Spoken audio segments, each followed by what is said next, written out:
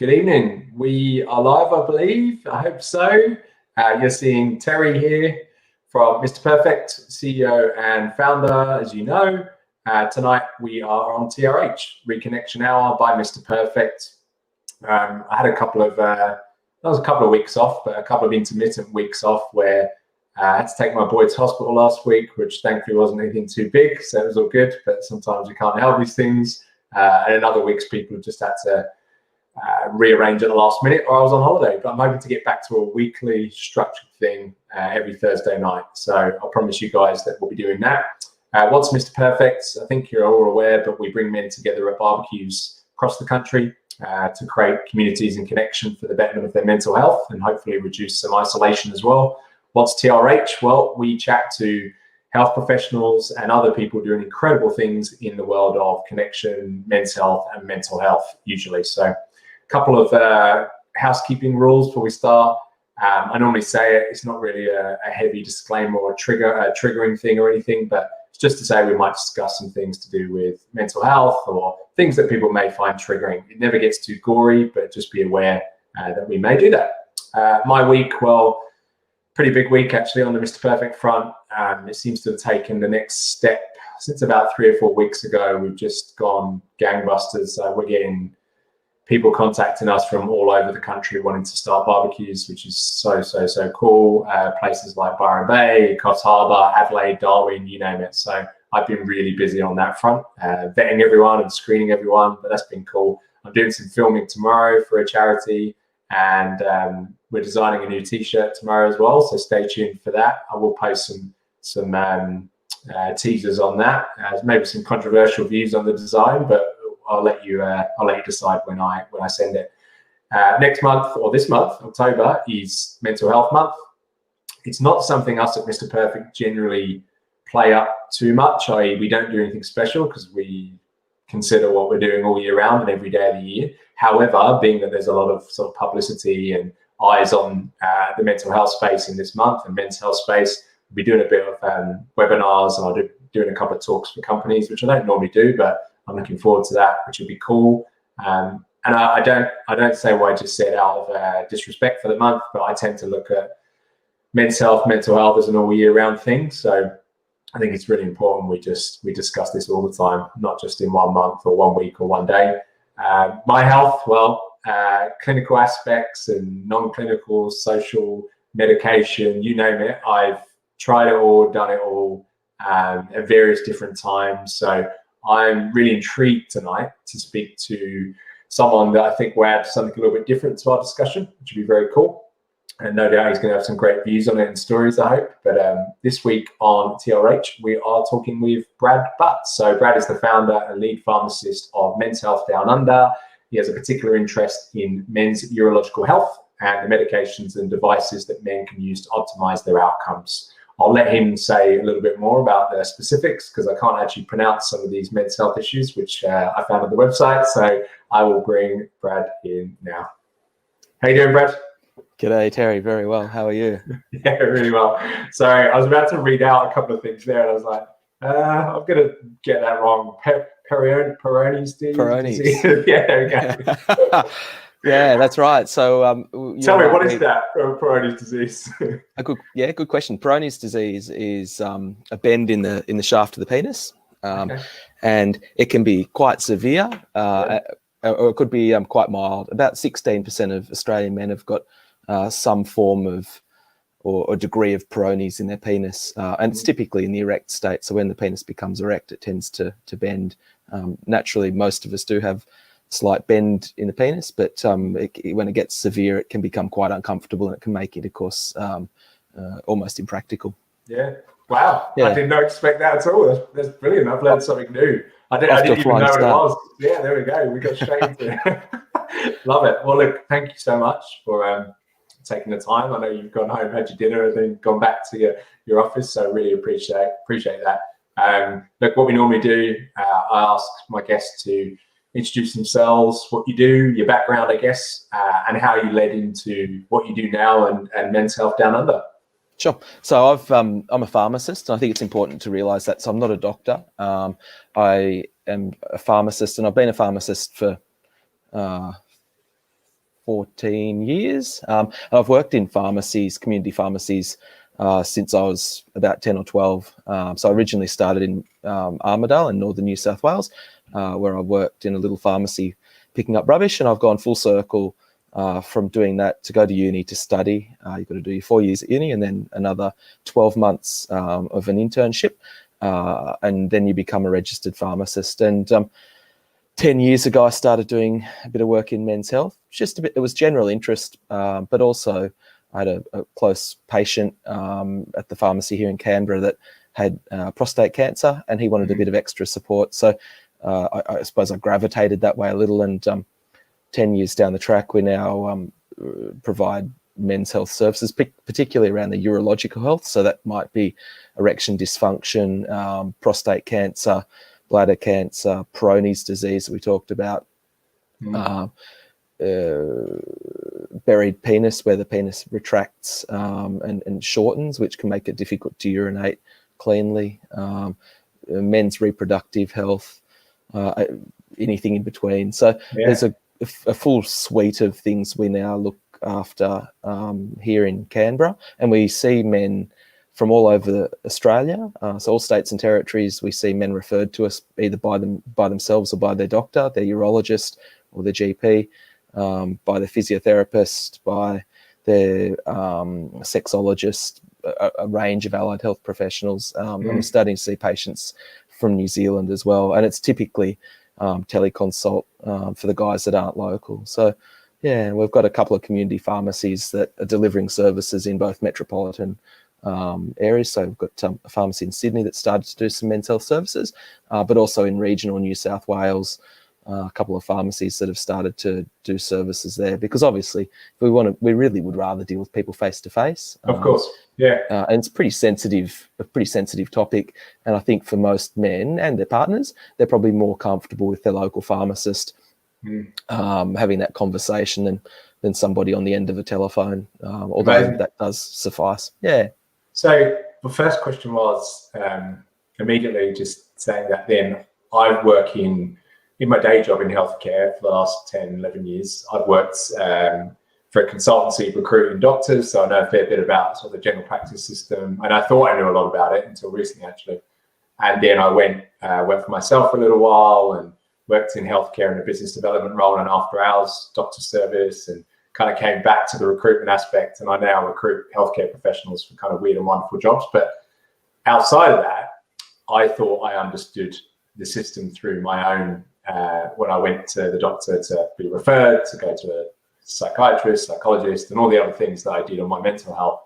So I was really intrigued there when you said they get referred to you. How does it work? So as in the doctors referring them back to you to be seen, treated, and everything else. I'm really intrigued by that, because I've never heard that before, which is amazing.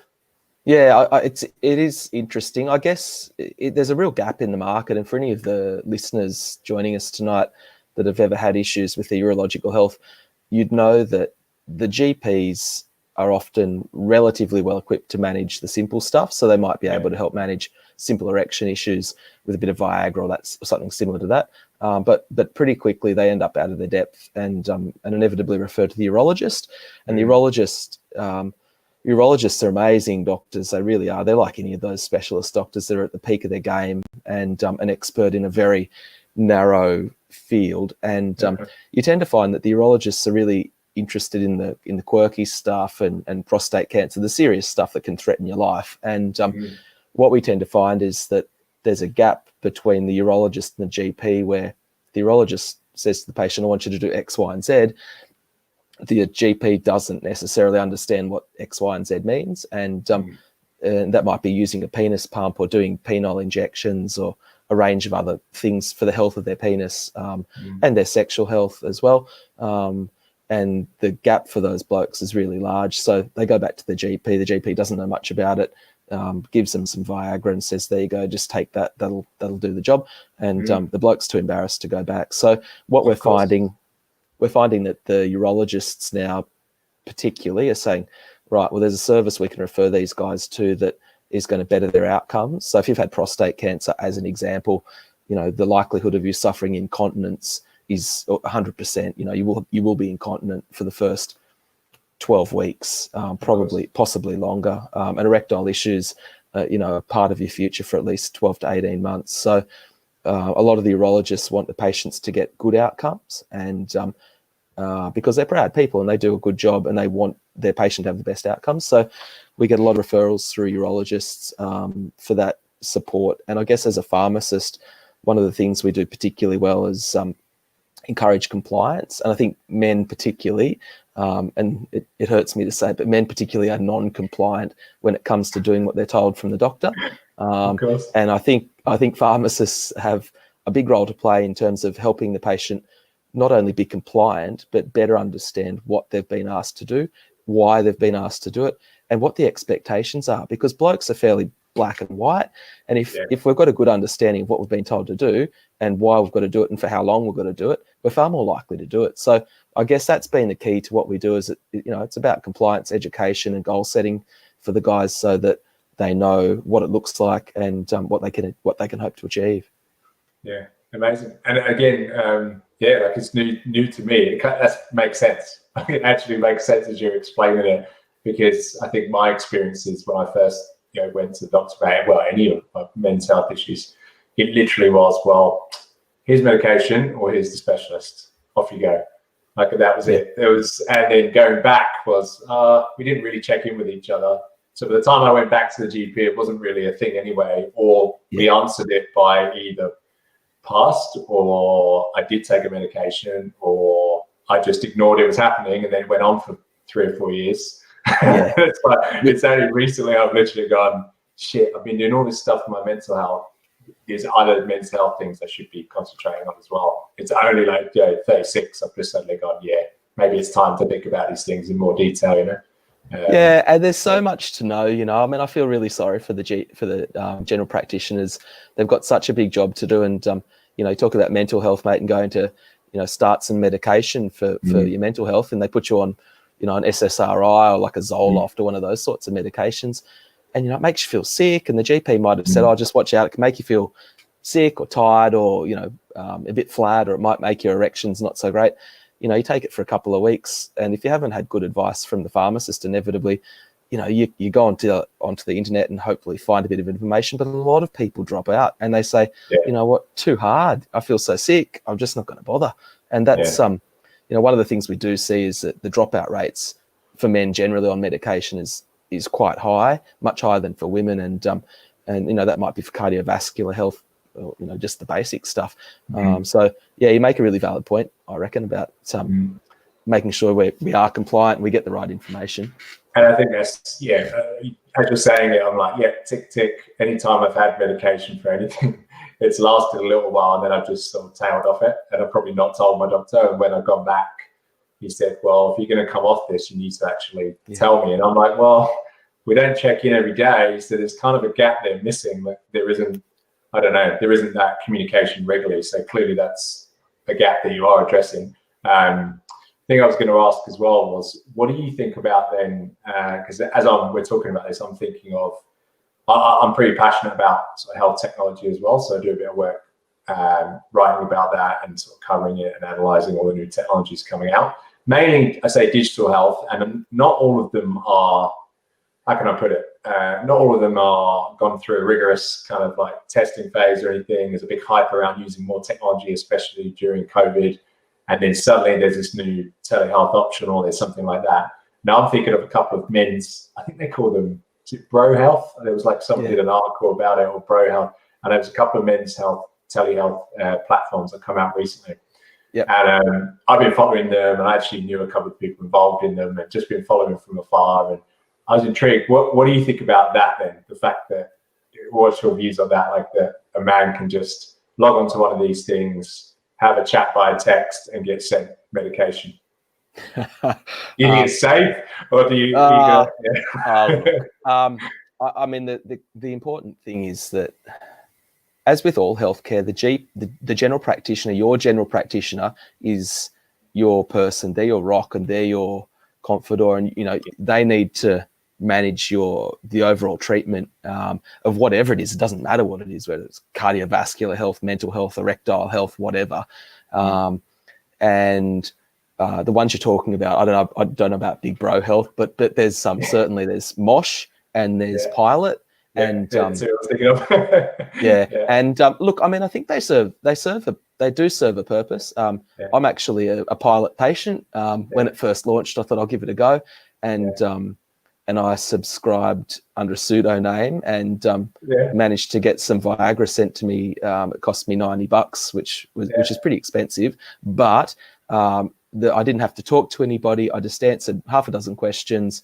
And I had the opportunity to talk to somebody if I wanted to. I mean, I didn't want to, and I think most men probably wouldn't. And I got the drugs, and so it did surprise me how easy it was. And I guess my concern with that is that if you've got something going on like erectile issues, it can be just as easy as taking a Viagra and getting on with it. But the reality is that we often talk about erectile dysfunction as the canary in the coal mine, and for the listeners out there, the canary in the coal mine is an interesting one, in that the miners used to send the canary down the coal mine, and obviously if the thing died or didn't come back, then there was a risk of there being something wrong. So erection dysfunction, or inability to get a good erection, can tell the doctor that something else is awry, and it might be your cardiovascular health, like your cholesterol's too high, your blood pressure, or you've got Parkinson's, or something that's not being managed properly. And I think sometimes the telehealth options, they won't address it, and unless your GP is managing and driving the conversation, I think we do run the risk of blokes being managed for these issues without necessarily their whole bodies being considered. And talk about mental health and erection health. If you've lost a bit of confidence with erections, that can absolutely play on your mind, and your erections can be worse as a result. And unfortunately, taking a Viagra, whilst it might firm things up, it's not actually fixing the underlying problem. So I think they've pros and cons, mate. Pros and cons. Yeah. And then how? I was thinking about that loop. Then, how do you communicate? Do you have an obligation, or can you communicate back to a person's regular GP, or how does that work for you as kind of that person in that treatment loop? And does it work well? And how does that communication work back to the GP? Yeah, look, it's pretty good. I think it's when we first started doing this in earnest. So we moved in. We've got a private consultation space here in Canberra. We were located in one of my community pharmacies. It was a really busy pharmacy, and we used to see about 1,000 patients annually through that pharmacy for their men's health issues from all over the country, and it was just getting too busy. So I moved into a private consultation space in the medical part of Canberra, and when we did that, we said, look, if we're doing this, we actually have to do it really properly, and we don't want to operate in unison. We actually need to do it as part of the team. So for all the patients we see, it's absolutely paramount that we get back in touch with their GP, so that when that patient then goes to their GP, the GP's got a letter from us that details what they're up to, what their expectations are, what their treatment plan looks like, what we might need prescriptions for assistance with, and the patient can then talk to their GP about it. And we'd actually encourage most of the patients we see, we encourage them to go back and talk to their GP just to get it signed off. I think pharmacists have got to be respectful of the GPs. They've got a big job to do, and they're the ones that inevitably have to write the scripts. So, the buck stops with them. So that feedback communication is critical. Otherwise, you get into the position where stuff's being missed by the GP because you've got someone else meddling in the patient's affairs. And I think that's a really dangerous place for any practitioner to work in.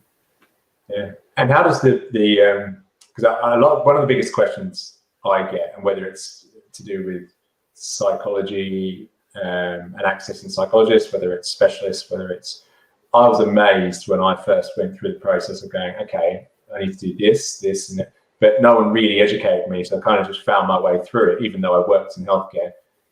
How does and I always get a question about, rebates and costs and everything else. How does it work with you guys? Like, is it you get referred to it and then you get charged a certain amount, or is it bulk billed, or how does it work? Yeah, pharmacists, this is an ongoing conversation that we're having with Department of Health, Department of Veteran Affairs, so the people who pay the bills, private health companies as well. So pharmacists are not they've not got it's called an MBS biller code. So Yes. when you go to the doctor, you know, they might bulk bill you, or the government pays for some of your consultation, if not all of it, depending on the doctor you see. There can be a gap with the doctor. When you see a pharmacist, there's no government remuneration for us having a consultation with you. So inevitably the blokes end up paying a private consultation fee. I mean, we've set up here in such a way that if the bloke can't afford to pay a consultation fee, and there's quite a few that can't, you know, we do it gratis, just to make sure that they're okay. I guess going forward, we need to be more savvy with that kind of stuff. But, you know, at the end of the day, we know that there's probably going to be a script fall out of it for us, and that covers some of our costs, or a pump, or, you know, the guy might come along to a patient forum that we have and make a donation or something. So, you know, swings and roundabouts. And my general belief is that if you put the patient at the center of the healthcare focus, that if we get good patient outcomes, you know, we get more patients through the door, and it's pretty self-fulfilling. Whether or not that comes to fruition, I don't know, but we keep asking private health. Some of the private health companies have been good, and they will actually cover consultation fees, and because we do a lot of devices, so penis pumps and penile traction devices, so they're pretty good at covering that kind of stuff. And the more we bang on their doors, the more they're happy to contribute towards a patient's consultation fees. So now, as soon as you mentioned that, I was like, I'm thinking of Austin Powers' penis pumps. So I'm thinking of it now. Tell me about that, because that intrigues me. I don't think I've ever heard even a doctor, I don't mention it. So there you go. You go on. Sorry. It's probably, given Austin Powers has got his, I suppose it's. There we go. It's look, penis pumps are there's very few medical grade penis pumps available in Australia. In fact, globally there's very few medical grade penis pumps, and one of the things we've had to be really cautious of is providing advice to a patient, and if we tell them to go to the sex shop and buy themselves a penis pump, and those sorts of penis pumps might be $50 to $100, maybe a couple $100 if you buy one of the ones that's got a latex insert in it that feels more like a vagina, but they're not what we're after. So for what we're using, or for what we want, we don't want the sex toy. We're actually needing a medical grade pump, because we're using them pretty regularly to help the blokes with their erectile function and the general health of their penis. And so we have to import from overseas the medical grade pumps. And I suppose the downside to the toys is if you're using them regularly, they can actually be dangerous, and if they break while you've got them on, you can end up in a fair bit of strife. So therefore we can't recommend them. But so yeah, we've got a South African, it's like a joke, isn't it? It's like the people who walk into the bar, we've got a South African pump, we've got an American pump, and a German pump, and they're all registered medical devices in Australia, and this is one of them. And look, they're really straightforward to use. They're drug-free, and a lot of the blokes like the fact that they are drug-free. You don't have to take Viagra, which gives you a sniffly nose and funny vision and a headache and lightheadedness when you get up. They're an alternative to doing penile injections. For a few of the blokes that have the penile injections where the oral tablets don't work, a vacuum pump can be quite good. But yeah, I mean, they're really good quality. They're a good solid bit of gear. They're not cheap. However, they're a one-off purchase as opposed to having to buy the medications on a regular basis. And, I think for a lot of blokes who have had prostate cancer particularly, they're the blokes we see that mainly would use this sort of thing, both from an erectile point of view to help them have for intimacy purposes, but also as part of a rehabilitation. So, and not to go on a tangent, but the guys that have prostate cancer, when you have your prostate removed, impotence or erectile issues are part of the future, like I said, for a good 18 months for most blokes. They actually need to do a rehabilitation. So it's no different to if you rupture your Achilles or ACL, your physio is going to give you exercises to do for a week, a month, 6 months. And we would help prescribe that rehab for the bloke's penis when he's had prostate surgery, bladder surgery, a TERP, which is where they bore the prostate out so that urine can get through. And it's all about re-establishing blood flow and the nerve connection. So we use a lot of vacuum pumps for that. And, it's pretty insightful for the guys, and it can be really challenging, like mentally taxing. And, you look at that and you think, oh yeah, that'd be a laugh, have one of those with the boys, and it'd be a bit of a laugh. And it's a bit of a laugh for a couple of weeks, but when you've got to do it for 6 months, 12 months, 18 months every day for 10 minutes, the novelty wears off. And but it's so that's a pump. There's there's a few different types. So and that link there you just said to sort of it's tough. Like we're laughing about it as though it's a bit of a novelty, but for some that's pretty much the norm. Once they've, like you said, if they've had cancer or they've had operations or whatever it might be. What's so I guess with the presentations you get and the people that come to you, my first question is going to be, what's the main presentations you see? So what's the main conditions? Mainly prostate cancer. That would account for 75% of the patients we see. I mean, that does tie into erectile issues as well.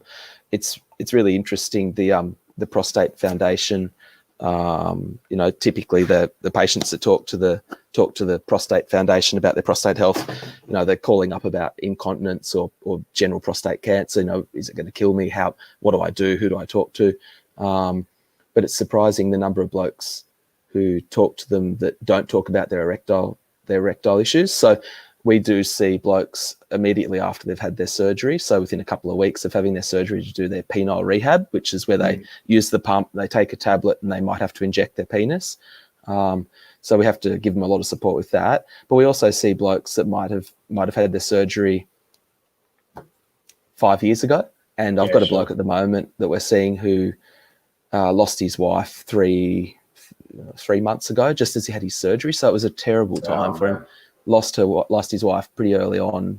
He's only a young bloke, and we're sort of talking about, okay, well, this is what it is for the moment, but let's try and get you some erectile function, because I do see blokes 5-10 years down the track that lost their partner about the same time or slightly thereafter, and they've now met a new partner, and actually their erections become really important. And as we all know, when you meet somebody early on in that relationship, in that honeymoon period, one of the main things people want to do is be intimate, and intimacy can be many things to many people, but having a functioning penis for penetrative sex is pretty important for a lot of blokes.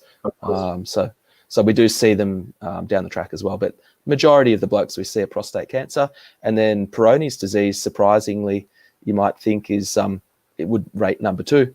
And as I say, 16% of Aussie males have got a bend, and it can make intimacy really challenging and very painful, interestingly. So we do get a lot of requests for assistance with that, and then just a scattering of erectile issues, because the boys just want something that's more effective than Viagra typically, or a bit more cost effective than some of the other more expensive options.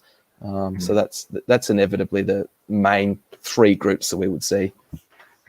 As you're talking, I'm just going, wow, there clearly is there's demand for this sort of service, because in this in-depth, detailed, specialized way. But how did you get people to find out about you when you started? It amazes me, because I go, how do people know about you now? But how did they know when you started? That's even more, It was all direct referral initially. So in the first 3 years at the pharmacy that I run, I would see probably 2 or 3 patients a week, and it was all direct referral from a couple of local urologists. And I guess over time, and this comes back to writing letters, I think if you're writing letters to other allied health professionals, they get a letter and they read it and they think, who are you? What are you doing? Oh, okay, that's interesting. So I think it was sort of self-fulfilling in that way, because it was so important to close that communication loop with the other doctors or physios or psychologists, whoever's referred them to you. They appreciated it, but B, they said, oh, that you exist. And I guess having done it now for 10 years, there's an amount of legacy there where, you'll tell your brother if you've had prostate cancer, erectile issues, oh, go and have a chat with these guys. They know what they're on about, and they're really helpful. So you do get that patient to patient referral as well. So there's a number of blokes that'll talk to their mates. And when you have a health issue, you tend to become an advocate for it. So, and probably, I look at, you're talking about mental health. I think for blokes that have had mental health and that have, beaten the demons and come out the other side, they become really passionate about helping others, which is just amazing.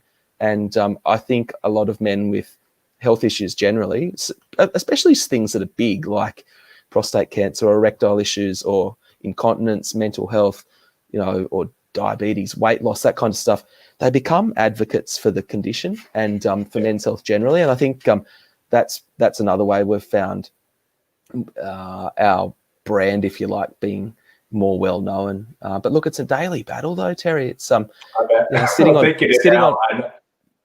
here. Doctors say to me about getting referrals and psychology and how this whole system works, that it's still, regardless of tech and everything we have, like trying to get people to know about you when you're doing a good job is really hard. I can imagine. The pilots and Mosh of the world, like the online sort of telehealth, get your scripts. I mean, their target audience really is young blokes. It's 30s, 40s, maybe 50s, but the blokes that our target audience, they're really for the more severe issues, it's slightly older blokes that aren't tech savvy, that don't go on social media. And for a lot of those blokes, they're sitting at home with no idea who to speak to. They go and talk to the Prostate Foundation, they get some general advice, but it's not what they want and they don't know who to talk to. So yeah, mate, that's why we'll do nights like tonight and conferences and patient forums, because the more we can tell people we exist, the more people we can help. And at the end of the day, that's what we desperately want to do. And as you're saying, I'm thinking about all the sort of men's health groups, organizations, charities, you name it, that I've kind of mapped out, and thinking about it now, like I hate saying this, but it is fashionable to be involved in something to do with mental health. When I say fashionable, I mean it's on topic. On topic. Everyone's kind of, and that's great. Like, it's brilliant. Everyone has brought awareness to these issues. I was having a discussion with someone earlier today, quite a passionate discussion. They asked my view on something, and I just said, look, I feel like we've hit this point of awareness 1,001 times. We need to move past this, and it's a bit worrying that we kind of bring men to this point and then we leave them in the middle and go, oh, thanks for sharing your story or telling us about your health issues, but by the way, off you go. This was only because I wanted to do this campaign, or this, it was Are You OK Day or whatever. That's my kind of fear. That's my fear in the mental health space, when there is tons of organizations that are doing good stuff at grassroots level. What's your experience of, because I'm thinking about all these groups that I've mapped, and I can only remember off the top of my head, out of, I don't know, 100, 2 or 3 that I remember specifically reference prostate or referenced, something along those lines. There was one called, I don't know if you've heard of them, Check Your Tackle as well. Yeah, they're good. So there's a few of those, but I don't see anything else. So I'm kind of going, well, where's the rest of it? So what do you know about that kind of space? Look, there's not much out there, to be honest. And besides talking to your urologist or your general practitioner, the gap is massive. And you talk about Check Your Tackle, they're great. They do really good stuff. But again, it's how do they get their word out? And, a lot of these groups are not like you. We don't attract government funding. We're not like the Prostate Foundation or Beyond Blue that get government funding to help get the message out, and advertising costs a fortune. So Check Your Tackle would be the same. They've got really great resources about testicular cancer, and we try and do some work with them and collaborate with them and get the message out. And I had a young bloke about my age came in here via the clinic the other day. He had a lump on his testicle, and he didn't want to go and talk to the doctor. And this guy hadn't heard of Check Your Tackle. And so I don't know how we get ourselves in front of the right people, but so the other group that's quite good in this space is Movember. And I mean, everybody knows Movember. It's an amazing Australian group, and now they're global, and they've got a brand called True North. And True North is probably about as good as it gets, I reckon, for the erectile stuff for blokes with prostate cancer. The Prostate Cancer Foundation, the PCFA, does some really good stuff, a lot of good resource, and a lot of good pamphlets and printouts and stuff. They've got prostate nurses, but again, a lot of it's really focused on the prostate cancer as opposed to life after prostate cancer. And for these blokes, you survive cancer today, generally. Hopefully you survive. And as with a lot of these conditions, we're talking about survivorship, and quality of life becomes really important. So, yeah, I mean, that's where True North, I think, has some good benefits. And they do, because they're a big organisation, they can get their material in front of a lot of noses. And I think that's really beneficial. So we try and tack on there where we can. And yeah, absolutely. I've never heard of them. That's amazing. I've never heard of that, part of Movember, which is incredible. I think I sometimes wonder, specifically with Movember, whether we instinctively think of them now as a mental health organisation, maybe. But that's how I feel. Like, I associate with that because that's how I see it. But there is a lot more. I've got a feeling they didn't actually start with mental health. I can't remember, but if you actually look back, like the things they did, maybe it's a marketing thing rather than I don't know. Yeah. Like, I think it's always this is a marketing problem, not a, like, there's so many good resources and groups and everything out there. That's why I try and amplify them, or at least amalgamate them, to make that less scary for men if they're going to go to a first step of that soft entry phase. And I had a discussion with a company today who wanted me to do a talk in October to some of their employees. And I said, like, I don't normally do many corporate talks, but I'm more than happy to do it over Zoom. It'd be very informal. Just be aware, like, I don't talk about clinical stuff. It's story-based, blah, blah, blah, blah, blah. And then they said, but we've had people in the past where they tell the story, and it's very much, it's quite a heavy story. And then they leave them with it, and then off they go. So that next stage of, well, I've survived it. Like, what did you do to have a good life now? Or what did you, are you good now? Like, people are left hanging going, it gets you gripped because you hear this tragic story. And that, unfortunately, that's the way, like, we want to see that. We want to feel that emotion. We want to see, like, the bad part, and then we get hooked. But really, that the story off the back of it, and we've changed very much, Mr. Perfect. Like, it's about going forward now. It's not about there's plenty of crisis services, and there's plenty of things that can do that at the critical level. But how do we actually show that, like, the hope going forward? Because, like you said, guys will be sitting there at home for years having these issues, whether it's mental, physical, whatever. How do you encourage them or show them that there is life after these things? It's almost really I mean, I can only really speak. I can give you. I mean, the prostate guys are really good at that, because 5 years down the track, they've got some erectile function, and life's okay, and it's different, but it's okay. And a lot of these blokes are really good advocates, and we tend to get them to come along. We have a conference every year for allied health and a patient forum, and we tend to have a patient and their partner come along and just share their experience, because I think that is motivational. And like you say, it's, you get them hook, line and sinker with the story, but to be able to share the outcome and what it took to get to that outcome, I think is really interesting to see, because I think people generally think that stuff happens overnight. Like, you go from being no good to good, and it just happens overnight. You wake up one morning, but it's more involved than that. I think sometimes in our society we forget that. And I've got an example of a because we do about 40 odd methadone or opioid replacement patients at the pharmacy, and this is off the topic of men's health. But one of the blokes, a lovely guy, was found himself addicted to painkillers, and he was on the methadone program, which is not uncommon. And the stigma attached to that's really high, and people generally treat those patients not with the greatest of respect, and pharmacists are guilty of that too. I'd like to say we've got 8 pharmacists at our pharmacy, and I mean, it's drummed into them, you treat everybody the same. And anyway, this gentleman, he'd have been late 30s. He wanted to get off the methadone. He wanted to quit smoking, quit the Valiums, get his teeth fixed, and he had hepatitis C as well. And funnily enough, my wife worked on getting hepatitis C drugs approved for use here in Australia. And you know, they're looking at, you know, patient case studies. And anyway, so this guy we got him down on the methadone. He got off the methadone. We helped him quit the smoking. He got his teeth fixed. And when the hepatitis C drugs launched, you know, a couple of years ago now, he was the first patient we had get on them. And he had his hepatitis C resolved within 12 weeks. And he applied for a couple of jobs, got a job doing stop-go traffic control, and got off welfare.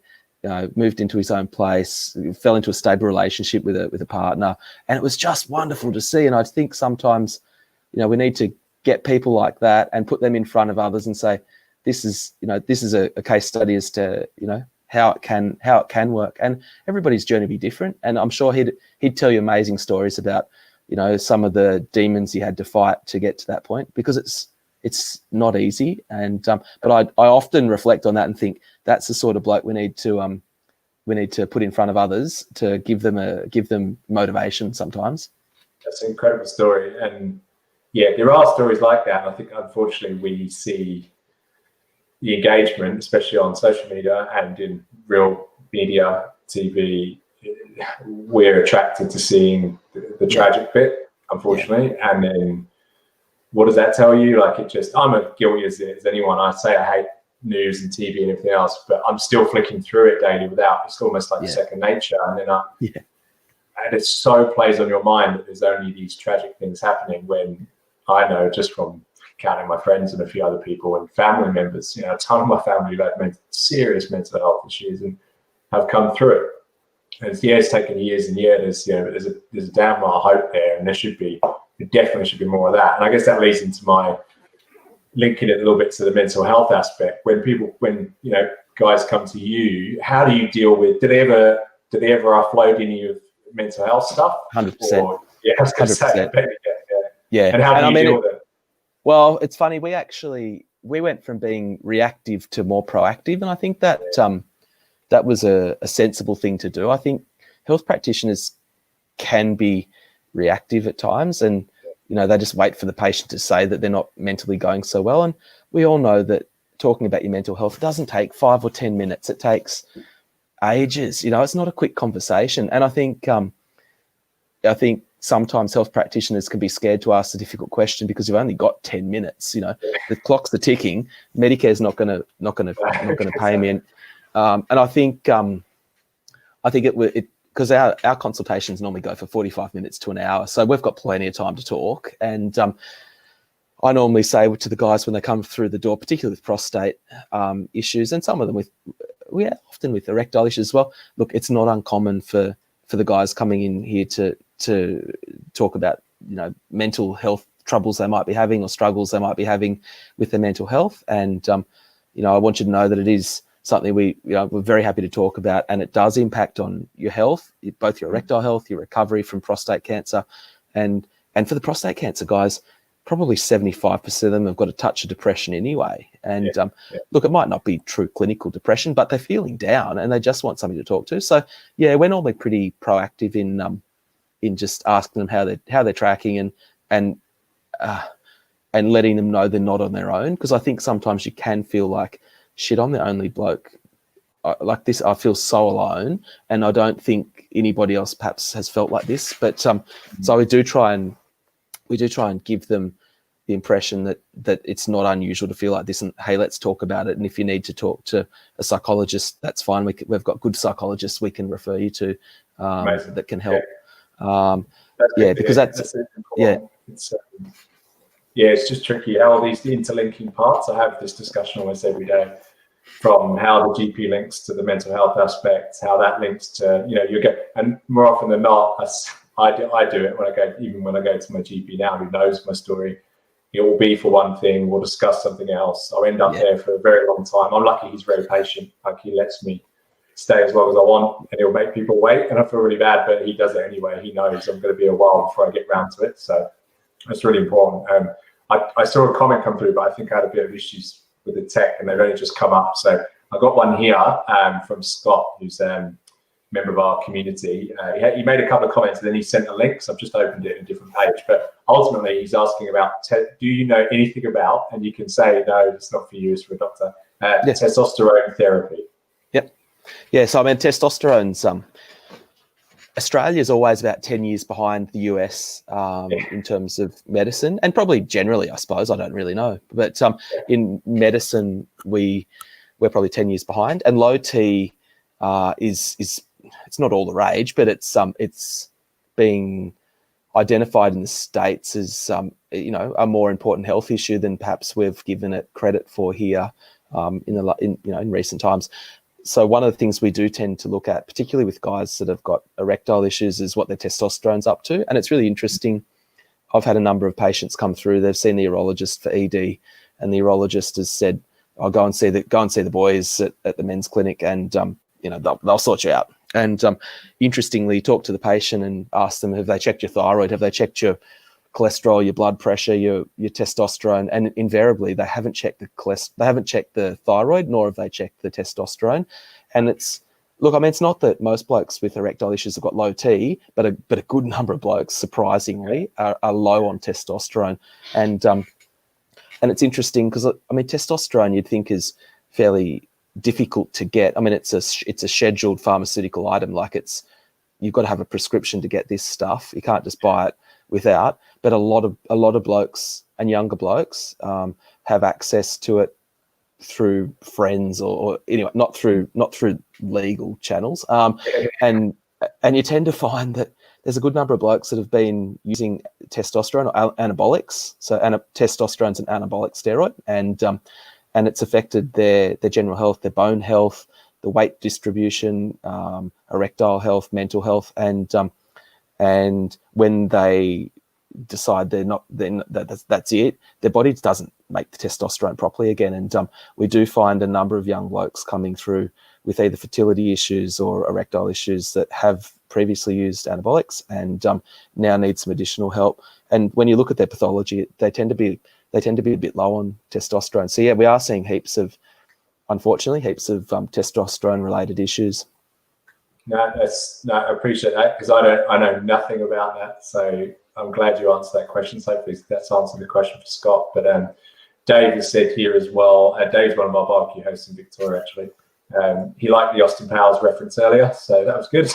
I'm glad someone got that. And he did mention, and again, this might be, I told you we get general health questions, right? And I think this is the example of how a lot of these things are obviously interlocking. And he mentions, do you have any suggestions for diet and lifestyle to help with, I think we were talking about before, erectile dysfunction. It might be what he was talking about then. I can't remember which one. I assume it's that, but yeah. Yeah. Do you discuss any diet stuff with your guys? Or? Probably more specific dietary stuff. So my sister's a dietitian, but look, I don't typically talk about what would constitute a healthy diet. We'd normally talk about their BMI. So if they're carrying a bit of extra weight, or then the patient's not as active as they could be, or we'd like them to be, we normally encourage them to go and see the exercise physiologist, or to consider how they can be more active. I mean, obviously being more active is great for mental health as well, and you get your vitamin D. It's good for your mental health with the seasonal affective disorder. So diet and exercise is really important. We wouldn't typically recommend much in the way of diet to assist with erectile function, but if the patient's diet was 4 takeaway meals a day, then of course we'll talk about that. If they drink too much caffeine, and we do see that. I had a gentleman who was working in legal circles in Friday before last, and he was stressed. He was having a lot of takeaway, too much alcohol, and absolutely we need to talk about that. So yeah, we talk about that. One of the things we do tend to talk about that is a dietary supplement is arginine, and there's a bit of evidence for arginine. It increases nitric oxide release, and nitric oxide causes dilation of the blood vessels and increases blood flow. So it's arginine. As I said, it's an amino acid. It is in dietary food, but it's you don't get a lot of it. So we do supplement occasionally with arginine to try and improve blood flow and general penile health. So I suppose maybe that ties into the dietary part for Scott. No, that's great. No, I appreciate that. And as I said, it's tricky. It's always tricky when we're asking questions about things we might not be experts at, but they seem to interlink. Because I find it funny, when I had a discussion with my first GP, not once was diet brought up, or not once was the social aspect brought up, I guess, of what we're doing, like the social aspects to my mental health, and I just thought that was the norm. So I went along with the system, went through it, and then got a year into it and went, hold on a minute, like there's something bigger than this, So it's interesting. It's interesting for probably further to Scott's question. There's a number of physios that are actually helping blokes with erectile issues through exercises, certain exercises, and I know the guys from Online Prostate Physio. They've I don't know if anybody follows them, but they're worth a look. Definitely heard it. Online Prostate Physio. Yeah, definitely. Yeah, OPP, and those boys, they're doing a forum with us end of November, and they've actually got a couple of blogs on exercise to help with erectile issues. So I mean, well worth a look. It all comes back to blood flow. That's essentially what creates an erection, is good blood flow. So anything we can do to aid blood flow is really beneficial. Amazing. Now, someone mentioned here, Lycopene rich food. I have no idea what that means. So I don't Lycopenes, know if you do. Lycopenes are they typically come from tomatoes. Okay. So a lycopene-rich diet's particularly good for prostate health, and you do often see, like, the vitamin supplementations have often got lycopenes in them. So if you go to your local pharmacy or health food store, you'll see a lot of the prostate supplements have lycopene, saw pimento. I think the jury's really out on saw pimento and lycopene, but testimonially, people seem to think that they help. They help with absorption of free radicals and reduce prostate inflammation. So yeah, definitely worth looking at. One of our urologists uses a lot of pomegranate extract as well. So I don't know if any of the boys are across pomegranate extract, but we see a bit of pomegranate extract as well, which is another antioxidant. So yeah, there's a bit of interesting stuff in that space. A lot of it's not terribly well researched, unfortunately. So it's not particularly bona fide, but for a lot of blokes, they're willing to give it a go, and if it helps, bloody great thing. Of course. And this is probably the final question before I get you to tell us about where to find you and everything. But I just thought too, this is for me, from a personal aspect. One, I've always grappled with, I guess the last couple of years, it's kind of linked to diet, but meat protein, right? So I had a phase where I felt a little bit guilty, and I thought, well, maybe I'll try and there's all this. And again, I was influenced by all sorts of things I was hearing gradually about becoming a vegan, doing all sorts of things. And I was thinking, maybe I should stop eating meat. So I tried to be a veggie for a while. It didn't work. My mother-in-law's Hungarian, and she just piles like meat on the table every time I go out there. And she tells me I'm too skinny and I need to eat more meat. So that didn't last very long. And then more recently, I've got friends who've become vegan, or we always talk about diet, but we talk about it as though we are experts, like we know because we watched a documentary or read a book or read a blog, right? Now, it cracks me up because I'm a hypocrite because I say that, but then things will subconsciously influence me.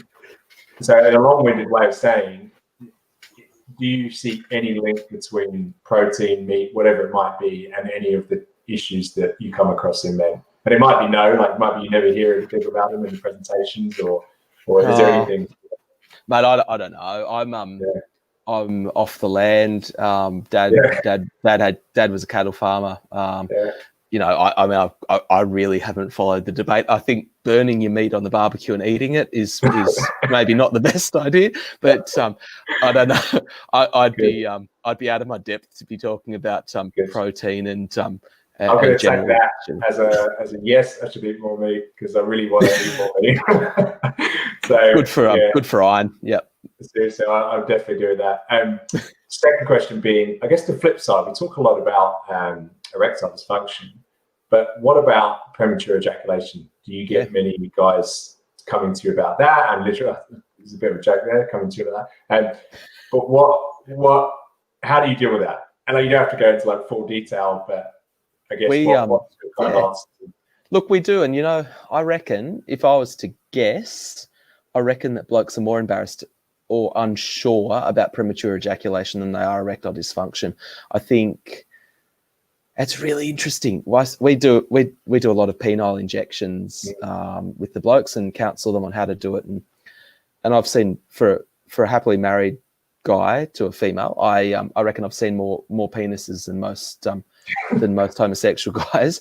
And let me tell you, a penis is a penis is a penis. And as much as somebody says they've got a very big penis or a very small penis, generally speaking, they're all about the same. And I reckon premature ejaculation is a bit like that too, in that we all feel a bit self-conscious, you know.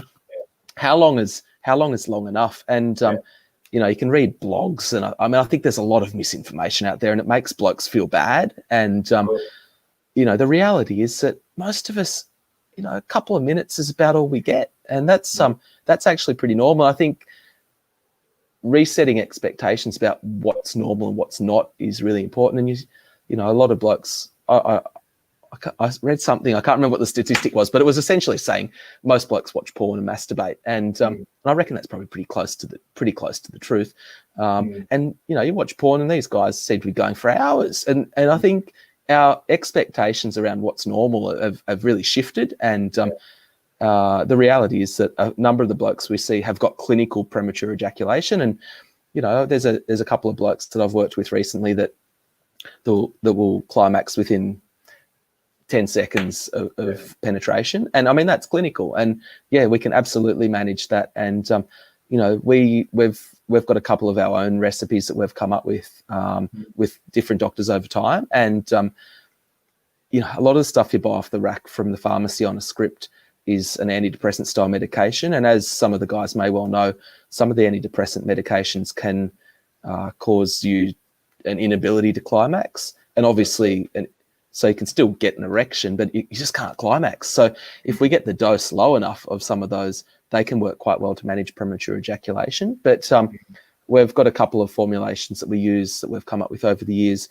that avoid using antidepressant style medications because they're not the nicest drugs to use. And so for the bloke I was thinking of that was, you know, 10 seconds after penetration, climaxing, you know, we got him onto one of those, and you know, he was a couple of minutes and happy as a rat with a gold tooth. And I think that was life changing. So he came to us because he and his partner weren't able to conceive. His wife had polycystic ovary syndrome, and she had to do the injections so that she could ovulate. And then on the tick of the clock, right, you're going for intercourse now and now.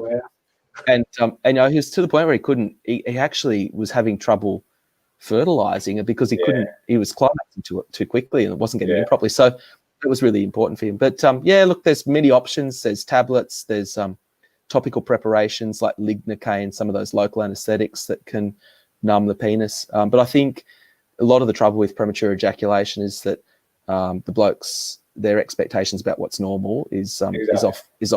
But sometimes their female partner or male partner can can make them uncomfortable as well, and that, you know, you always worry. You want to make your partner feel good too, and you know, if you're 2 minutes and she's 5 minutes, well, you haven't quite done the job. So, I guess the point of that is that premature ejaculation. I think probably we have to define it ourselves to an extent. You know, if we need to go for 5 minutes, not 2, then that's okay. But you know, this business about going for hours, and we get blokes that just want to go for hours. I don't know how they or their partners put up with it.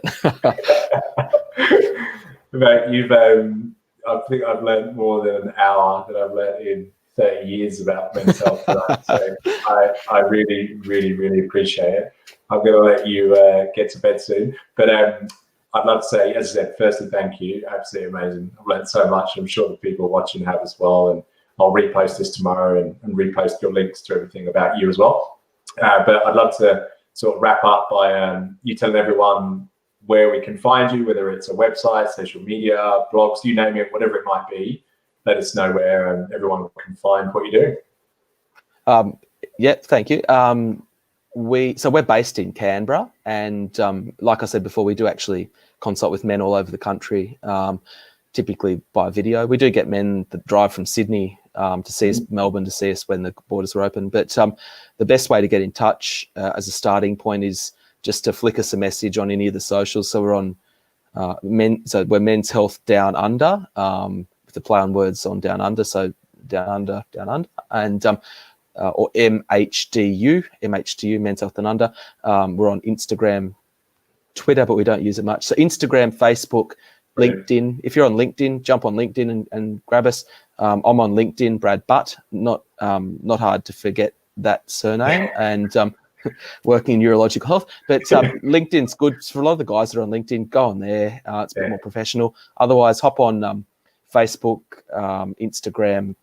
We've got a YouTube channel as well, so there's some interesting stuff on there as well. I think I forget about YouTube a lot, and I watch a lot of YouTube stuff, and so I think I need to use it more for stuff like that and documentaries and other videos, mate, as they say.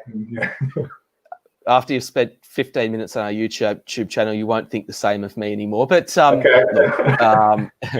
very, it's there's some interesting stuff, and a lot of it's on how to use devices and that kind of stuff. And it's a bit X-rated, but look, worth having a look. But get in touch. The other option is give us a call at the office. The phone number is 1300 00 MHDU. Otherwise, flick us an email. All the details for emails and the likes are on the website, menshealthdownunder.com.au. Excellent. Really appreciate it, mate. And I know Scott does as well. He just commented there. He had a few questions tonight. I think amazing. I'm really glad that he got a lot from it. I know there's other guys who did. So I will share this tomorrow over all the socials. But once again, mate, I really appreciate your time. Very enlightening, just for me personally. I'll definitely be watching it back. So appreciate it, and we'll keep in touch. And we'll speak to you soon. Love your work, Terry. Keep up the good work, mate. You deserve more credit than you get, I reckon. You do a terrific job, and we appreciate it. Lovely. Thanks, buddy. Take it easy. Thanks, guys. Have a good night. Bye. Bye.